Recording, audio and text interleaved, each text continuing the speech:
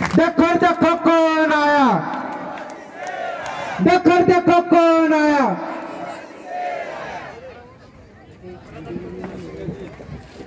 सभी को जय जोहार, जय आदिवासी।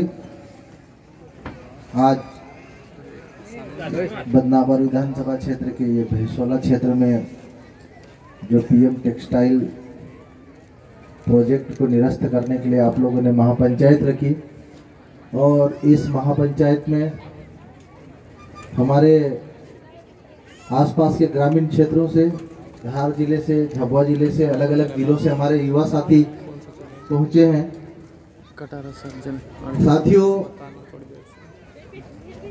आज ये सिर्फ हमारे मध्य प्रदेश में ही नहीं, पूरे भारत के आदिवासी इलाकों में आदिवासियों को खदेड़ने का कहीं न कहीं सरकार का राजनीतिक और कूटनीतिक षड्यंत्र है। और आजाद भारत में आदिवासियों को आदिवासियों की ही जमीन से खदेड़ने का, इस देश के मूल मालिकों को अपनी ही जमीन से खदेड़ने का जो ये षड्यंत्र है, ये सरकारें किसी भी पार्टी की रही है, ये जो आदिवासियों को आदिवासियों के जल जंगल और जमीन से जो खदेड़ने के जो कूटनीतिक राजनीतिक जो षड्यंत्र है, और इन षड्यंत्रों में सरकारें कामयाब भी हो जा रही है। क्यों? कभी आप लोगों के मन में विचार आया क्यों? जब भारत आजाद नहीं था, जब अंग्रेजों का 200 सालों तक शासन चला और उस शासन में हमारी जमीन सुरक्षित रही, लेकिन जब हम आजादी के गुण गा रहे हैं, आजादी का अमृतकाल मना रहे हैं, आजादी के जय जयकारे कर रहे हैं, और इस आजादी में हमारी जमीनें सुरक्षित नहीं है। अंग्रेजी शासनकाल में जब आदिवासियों की जमीन आदिवासी इलाकों में दखलंदाजी करने की कोशिश हुई, तो बिरसा मुंडा पैदा हुआ, टंटिया भील पैदा हुआ, वीर गुंडाधुर पैदा हुआ, सिद्धू कानू पैदा हुआ। लेकिन आजाद भारत में, आजादी के इस अमृतकाल में जब आदिवासियों की जमीन छीनी जा रही है, आदिवासी क्षेत्रों में बड़ी बड़ी कंपनियां आकर आदिवासियों को बेदखल कर रही है, तो उन बिरसा मुंडा की आत्मा और टंटिया मामा की आत्मा, गुंडाधुर की आत्मा हमारी नई पीढ़ी के युवाओं के भीतर क्यों नहीं घुस रही है, इसकी मुझे चिंता है। जब विदेशी हुकूमतों के सामने 25 साल का नौजवान वीर गुंडाधुर बिरसा मुंडा क्रांति पैदा कर दी, झारखंड जैसे राज्य से लेकर मध्य प्रदेश जैसे राज्य में एक आवाज में भी अंग्रेजों को आदिवासी इलाके छोड़ने पर मजबूर कर दिए। लेकिन ये आजाद भारत में आज ऐसा क्यों? ये इसलिए हो रहा मेरे साथियों, क्योंकि आज हमारे आदिवासी समाज अलग अलग टुकड़ों में बटा हुआ है। राजस्थान का अपने आप को अलग मान रहा है, मध्य प्रदेश को अपने आप को अलग मान रहा है, महाराष्ट्र का आदिवासी अलग मान रहा है, झारखंड का आदिवासी अलग मान रहा है, उड़ीसा का आदिवासी अलग मान रहा है। जबकि भारत के संविधान में ये पूरे देश के 10 करोड़ से ज्यादा आदिवासी इस देश के मूल मालिक हैं, इस देश के मालिक हैं। लेकिन ये मालिक आज एकजुट नहीं है। ये मालिक आज ये भूल चुके हैं कि हम इस देश के मालिक, और इनको ये एहसास दिलाना है, इनको याद दिलाना है कि हम इस देश के मालिक हैं। आज हम बात करते हैं इस लोकतांत्रिक व्यवस्था की। इस लोकतांत्रिक व्यवस्था में जयपाल सिंह मुंडा के बाद आदिवासियत के लिए लड़ने वाले, आदिवासियों के जल जंगल जमीन के लिए लड़ने वाले, आदिवासियों की जमीन के लिए क्रांति पैदा करने वाले युवा कितने हुए। आज हम राजनीतिक पार्टियों की बात करते हैं। हमारे राजस्थान के युवा साथी बोल रहे थे कि मध्य प्रदेश में जैस के नाम से जो आदिवासी की जमीन छीनने वाले मुद्दे देते हैं, ये बात सही है। लेकिन जब आदिवासी समाज के नेतृत्व करता हमारे युवा जब राजनीति में जाने की बात करते हैं तो यहीं पे आवाज उठने लगती है कि राजनीति नहीं करना है। जब हमारे युवा चुनाव लड़ने की बात करते हैं तो यहीं पे विरोधाभास पैदा होता है। लेकिन इस लोकतांत्रिक व्यवस्था में यह भी आप लोगों को सुनना चाहिए, समझना चाहिए कि आप अगर विधानसभा और लोकसभा में जाकर अगर सामाजिक नेतृत्व पैदा नहीं करोगे तो हमारी जमीन हमारे सामने छीनती जाएगी।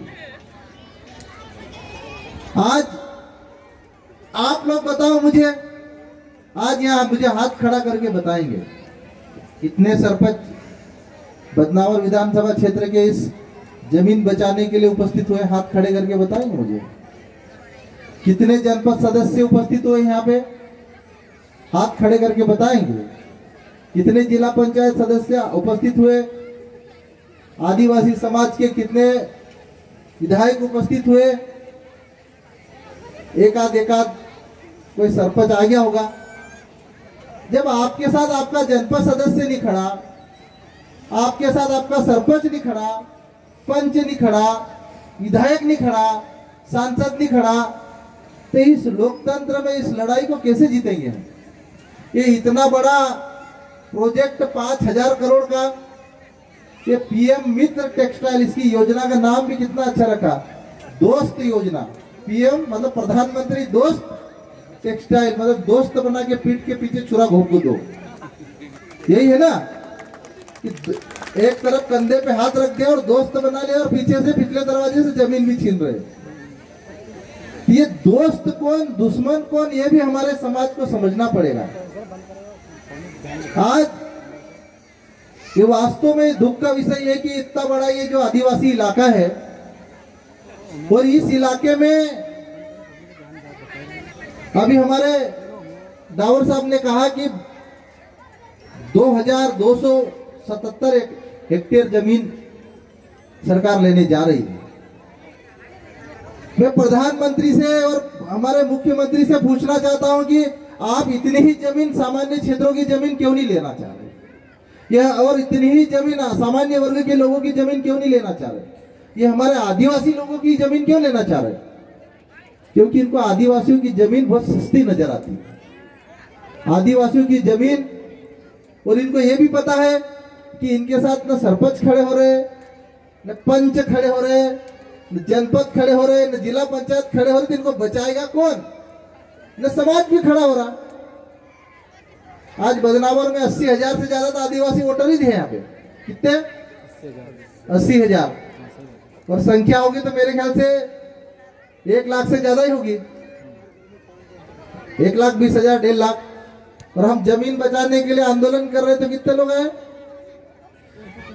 देखिए, ये मैं इसलिए बता रहा हूं कि जब तक हमारा समाज एकजुट नहीं होगा तब तक हमारी जमीन छीनने वालों के मंसूबे रोज, इनके हौसले रोज बढ़ते जाएंगे।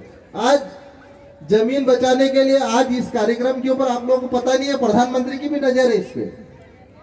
मेरे पास फोन आया दिल्ली तक के कि आप जाओगे क्या, तो मैंने कहा मैं तो जाऊंगा। अब मुझे नहीं पता कितने लोग आएंगे, कितने विधायक आएंगे, कौन कौन विधायक आएगा मुझे नहीं पता, लेकिन मैं तो जाऊंगा।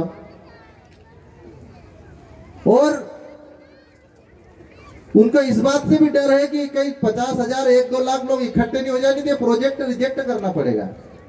लेकिन यार रिजेक्ट करने वाले तो एक घर दूसरे दाड़की जाके पता नहीं क्या करन, वो जमीन की चिंता नहीं है। और जमीन की वास्तव में जमीन बचाना है और इस लड़ाई को जीतना है तो 8 दिन तक 15 दिन तक भूखे भी रहना पड़े तो उसके लिए आपको रहने के लिए तैयार रहना पड़ेगा, तब जमीन बचेगी। वरना ये इतना बड़ा प्रोजेक्ट है, इतनी बड़ी सरकार लगी है इस जमीन के ऊपर, आपको कैसे इन लोगों से बचाओगे?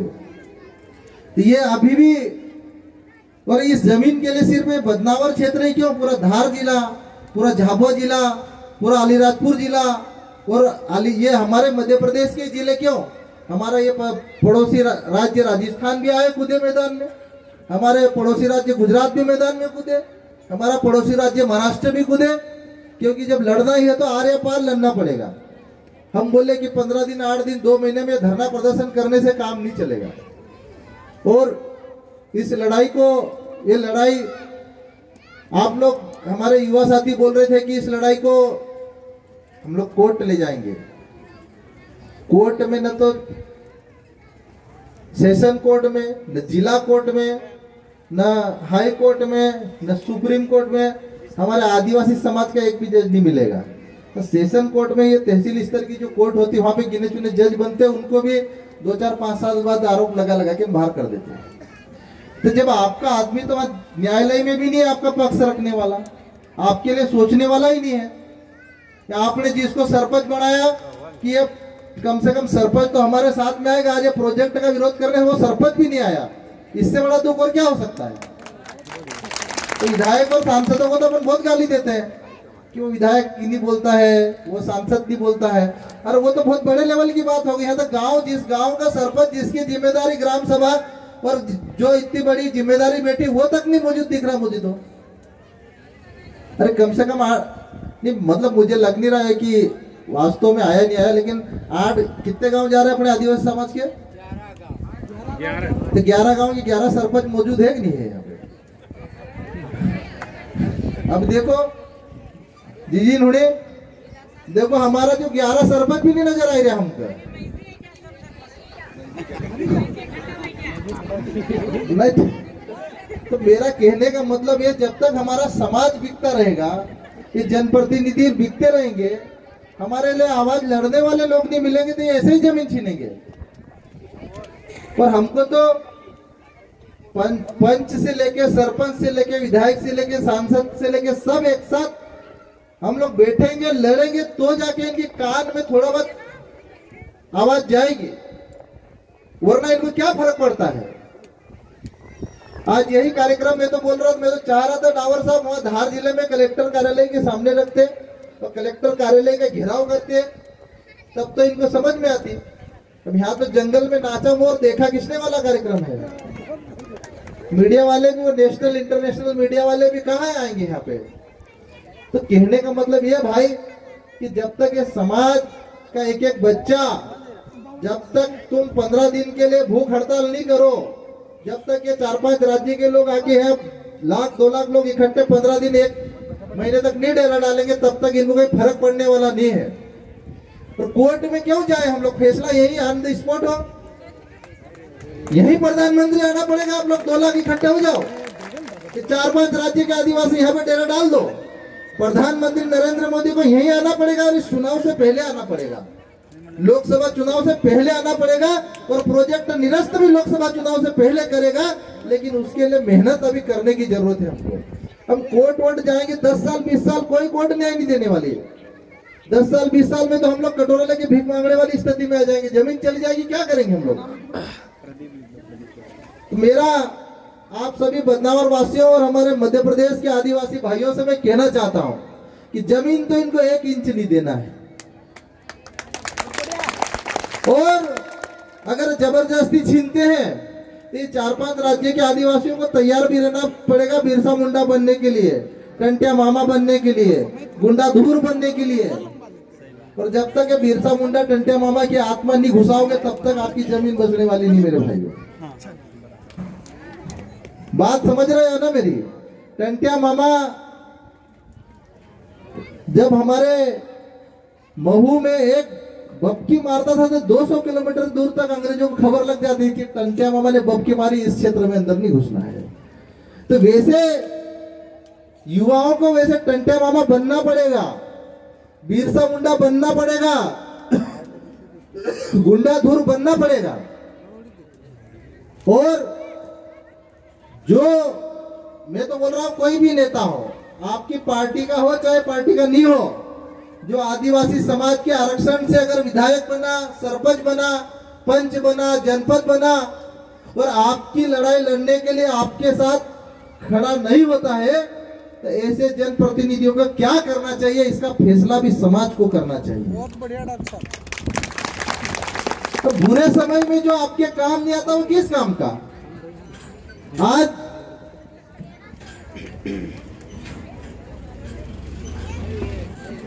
ये मामला सामान्य मामला नहीं है और ये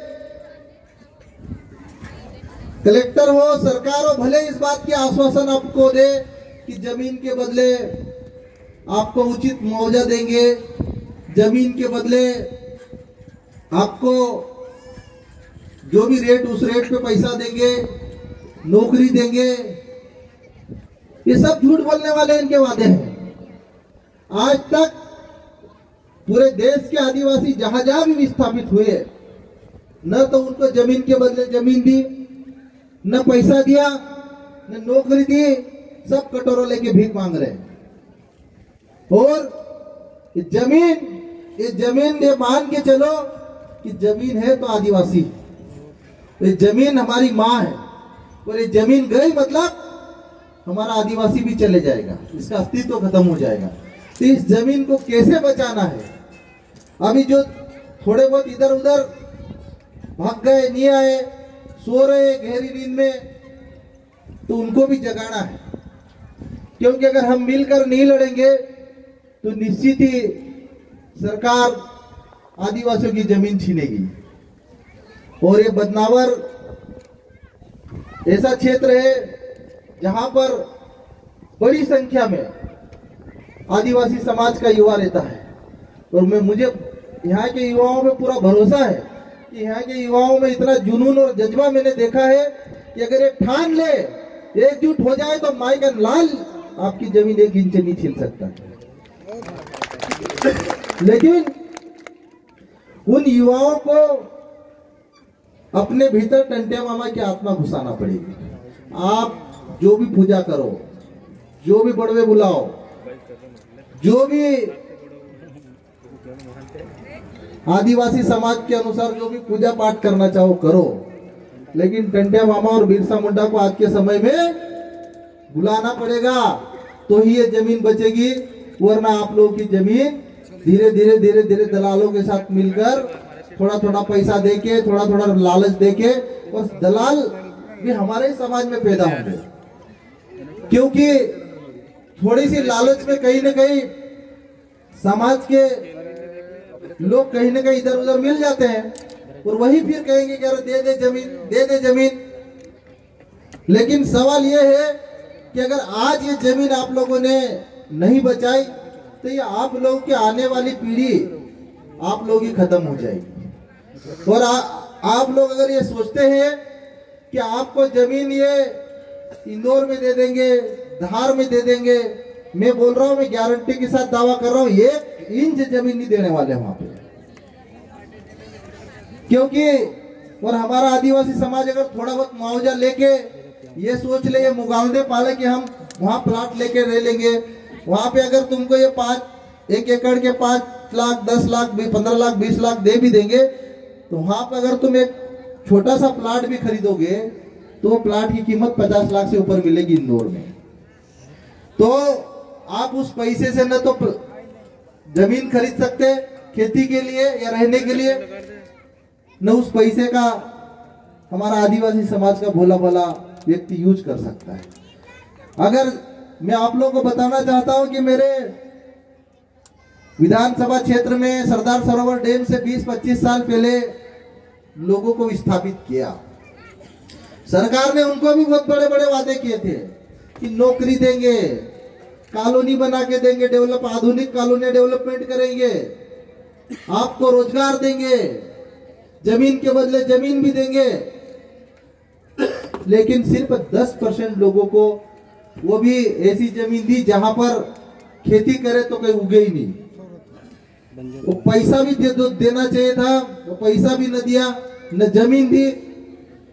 पर आज जिन जिन की नर्मदा सरदार सरोवर डैम के कारण जिन जिन की जमीन गई, जो लोग विस्थापित हुए, आज उनकी स्थिति कटोरा लेके भीख मांगने वाली स्थिति हो गई और उनका सब कुछ खत्म हो गया, गांव के गांव खत्म हो गए।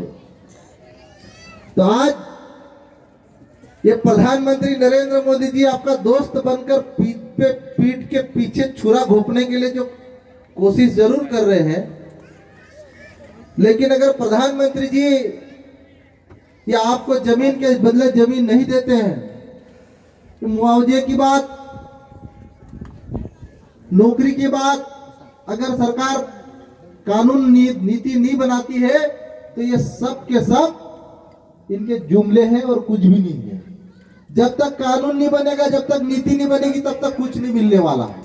ये कलेक्टर आज है कल चले जाएगा, ये सरकार आज है कल चले जाएगी, लेकिन ये आपका गांव, आपकी भाषा, आपकी बोली, आपके रिश्तेदार, ये तो धीरे धीरे धीरे अगर उजड़े तो सब खत्म हो जाएंगे। एक को जमीन मिलेगी गुजरात में, एक को जमीन मिलेगी महाराष्ट्र में, एक को जमीन मिलेगी राजस्थान में, तो कौन मिलेगा आप लोगों को? सब खत्म, गांव, यहाँ की भाषा, रीति रिवाज, संस्कृति सब खत्म हो जाएगी। तो आप सभी भाइयों से मैं यही कहना चाहता हूं कि ये लड़ाई अगर वास्तव में लड़ने के मूड में है, वास्तव में जमीन बचाने के मूड में हो, तो फिर हमको 100 गुना और ज्यादा मेहनत करने की जरूरत है। कितने गुना? 100 गुना। और अभी जितने भी है, ये आप लोग अभी 2000 है, अभी 1,00,000 और 18,000 लोग अभी घर में सो रहे हैं, उनको भी जगाना पड़ेगा अपने को। और ये 1-1 लाख 2-2 लाख अभी राजस्थान से, महाराष्ट्र से, गुजरात से, उनको भी बुलाना पड़ेगा। तब जाके इनको थोड़ा बहुत फर्क पड़ेगा, बहुत ज्यादा तब भी नहीं फर्क पड़ने वाला। तो हमको ये लड़ाई हमारी सामाजिक एकजुटता के साथ में, आदिवासी समाज का बड़ा हिस्सा राजस्थान में है, बड़ा हिस्सा गुजरात में है, बड़ा हिस्सा महाराष्ट्र में है, तो सब समाज, आदिवासी समाज के अलग अलग राज्यों में रहने वाले भाई भी इस जमीन को बचाने के लिए आएंगे। हम लोग आप लोग के लिए आन बान और शान कुर्बान करने के लिए तैयार है। बस ये लड़ाई, आप इस लड़ाई से पीछे मत हटना। और अभी विधानसभा आएगा, विधानसभा में भी पूरी कोशिश करेंगे कि आप लोग की जमीन बचाने के लिए जो भी बात रख सकते हैं, जो भी मुद्दा रख सकते हैं, आपके लिए लड़ेंगे। और आप ये मत सोचना कि डॉक्टर हीरा अलावा कांग्रेस पार्टी का विधायक है तो आपकी बात नहीं रखेगा। आपके क्षेत्र का विधायक भले आपके साथ खड़ा नहीं होगा, लेकिन डॉक्टर हीरा अलावा आपके साथ खड़ा रहेगा हमेशा, ये मेरा वादा है आप लोग से। और आप लोग की लड़ाई लड़ेंगे, इस जल जंगल जमीन की लड़ाई लड़ेंगे, और हम मिल के लड़ेंगे। और मैं आप सभी से यही कहना चाहता हूं कि ये लड़ाई लंबी लड़ाई है, इसके लिए समाज को भी जागरूक होना पड़ेगा, युवाओं को भी जागरूक होना पड़ेगा। और हमारे पुरखों ने जो क्रांति करी, चाहे टेंटिया मामा हो, बिरसा मुंडा हो, वीर गुंडाधुर हो, सिद्धू कानू हो, उनकी तरह क्रांति करने की जरूरत पड़ेगी, तो वो भी करना पड़ेगा अगर जमीन वास्तव में बचाना है। तो मैं आप सभी युवाओं से यही कहना चाहता हूं कि जल जंगल जमीन की लड़ाई में हम लोग आप सभी के साथ में है, जय संगठन साथ में है, और हम सब आपके साथ मिलकर लड़ेंगे। जय जोहार, जय आदिवासी जिंदाबाद।